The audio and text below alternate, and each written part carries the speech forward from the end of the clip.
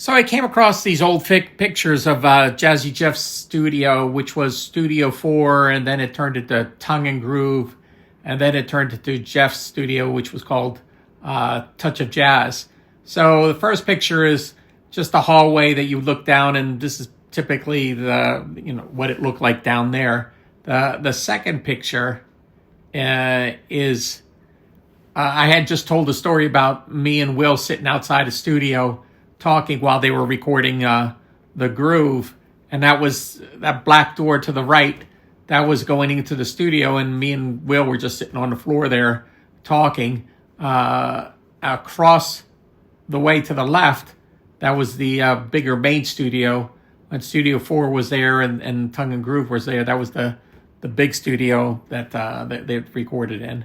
The third picture, that's just one of the writing rooms for one of the guys that worked with Jeff.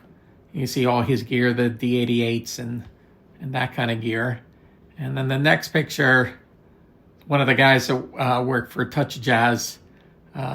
Real nice. They were all nice people down there. And then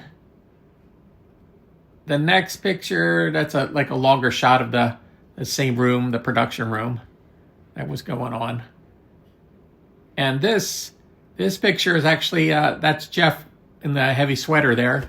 And you can see on the left side, those bigger speakers are requested, the H208s. Then he has the two racks of gear behind him, the floating rack behind, to the right.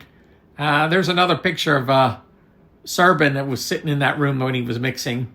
You can see that Jeff was using the Yamaha, the O2R consoles. He had two of them and an Argosy desk. So that was the one side of the room. And then the other side of the room, I think I have a picture here. Oh no, that's that was the A room. That's the room that they recorded the Groove in.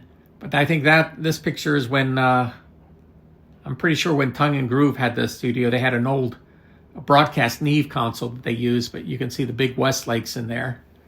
And then, let's see here. We go, the next picture. Oh, there's Jeff's O2Rs side by side. And the next picture, that's Jeff's rack that was behind him. And that's a close-up shot of the rack, his other rack right by his console. On this picture is pretty interesting. This is there's one video I did about Jeff just putting a turntable and a 4-track and just being creative, and that's pretty much that side of the room. So if you were, this is a view from sitting at his Argosy console, and looking to the left, you can see all his records, and then to the left-hand side, you see all his turntables. But the next time I came over, he was over there just creating music and having a good old time.